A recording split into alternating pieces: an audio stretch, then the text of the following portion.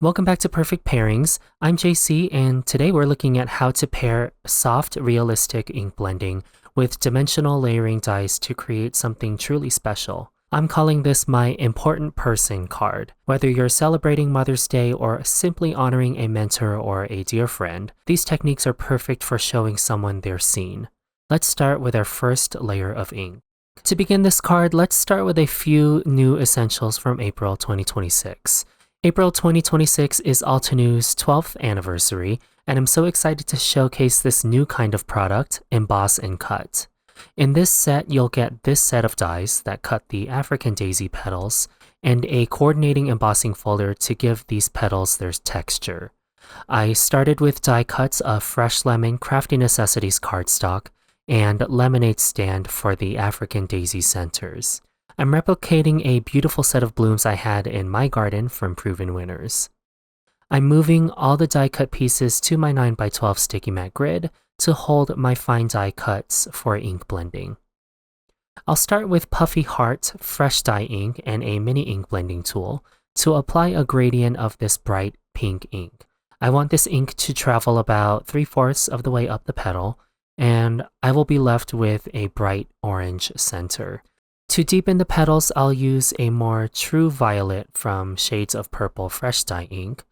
This is Midnight Violet Fresh Dye ink, and I'll apply an even lesser gradient, maybe about halfway up the petals, to deepen the centers. I want this color to be very intense and saturated on the center of the flowers, just as I remember them when seeing them in my garden a few years ago. Before I put this ink away, I'll use a micro blending brush in the number 7 size.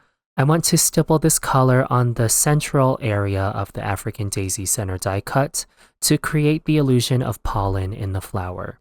I recommend letting the ink on the fine cardstock layers dry before bringing in the embossing folder. I think it helps prevent tearing at the center of the flower where the delicate flower bases meet the center of the flower. But for now, all we have to do with the embossing folder is perfectly align the die cut pieces to their respective outline on the embossing folder. For me, it helps hold and position the die cut with my Altenew Crafty Essential Tweezers with the embossing folder nearly closed.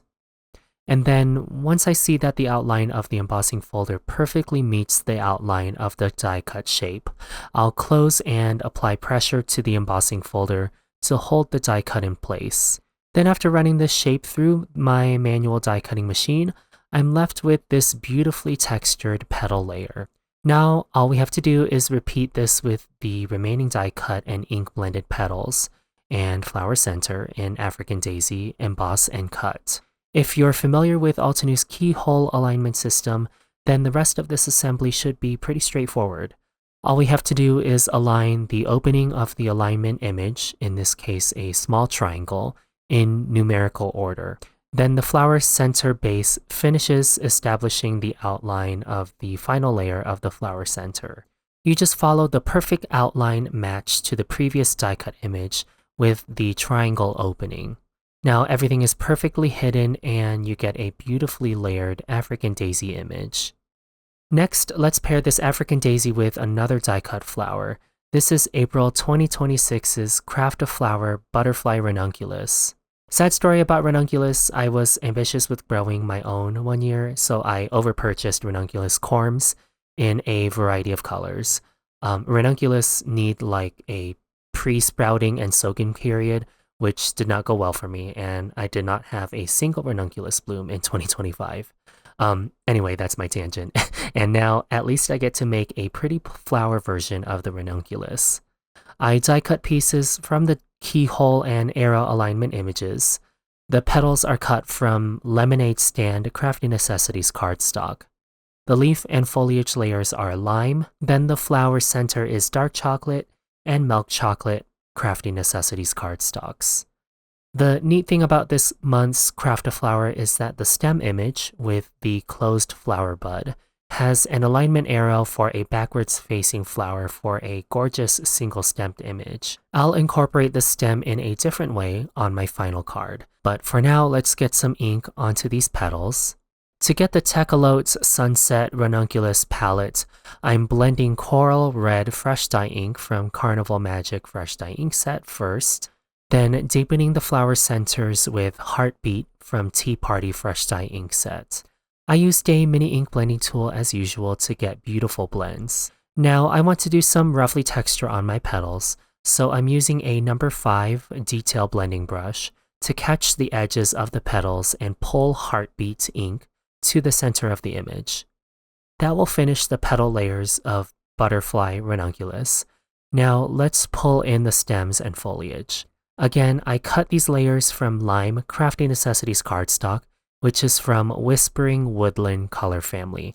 To coordinate with this cardstock, I'll use the matching ink set in Fresh Leaf, then Reindeer Moss, to deepen the foliage layers. One additional color detail I'll add is the Coral Red Fresh Dye ink to add a slight gradient to the tip of the ranunculus bud on the stem layer, just so that it matches the rest of the butterfly ranunculus petals. Assembling this ranunculus stem is so easy. All we have to do is use the base of the stem as our first layer.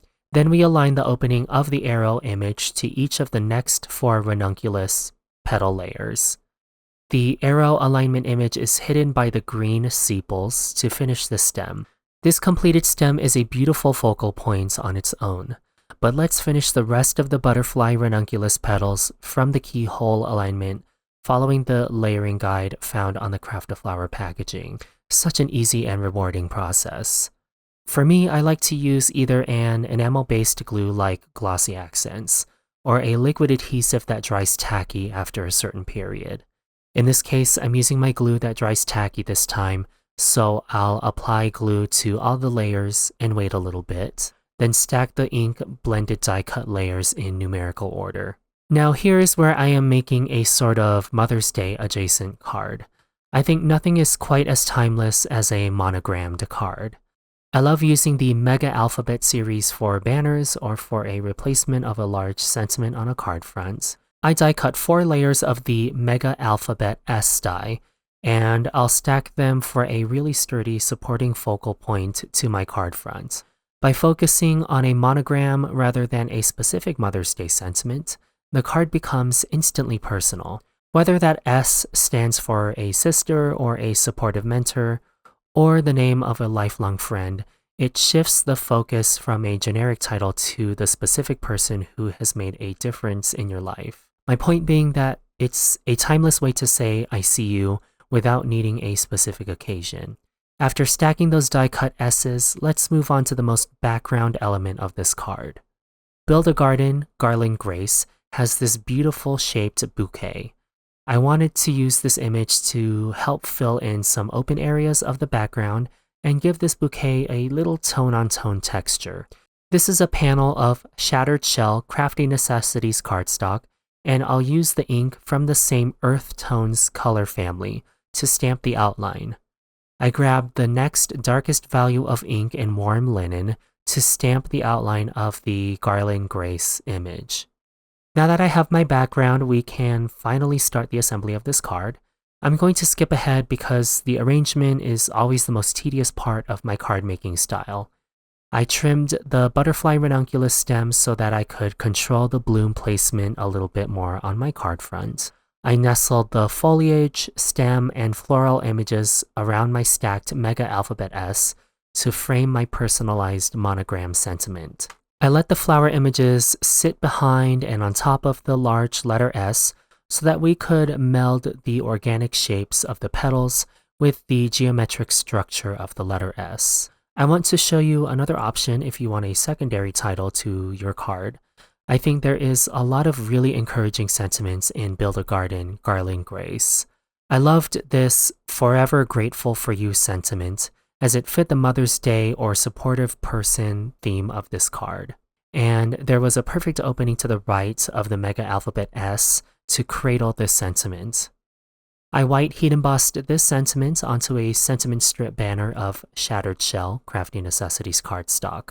To finish this card, I'll embellish the panel with sterling silver metallic watercolor splatter from the 14 metallic watercolor pan set, and Dazzling Diamond Altenew Stellar Sequins to match. After gluing this to a folded note card base, that finishes my Mother's Day or Mother's Day adjacent card. By pairing these vibrant dimensional blooms with a bold monogram, we've created a tribute that is as unique as the person receiving it. Remember, card making isn't just about the occasion on the calendar, it's about the connection we have with the people who nurture us every day. I can't wait to see how you use these layering techniques to celebrate the S or the M or the J in your own life.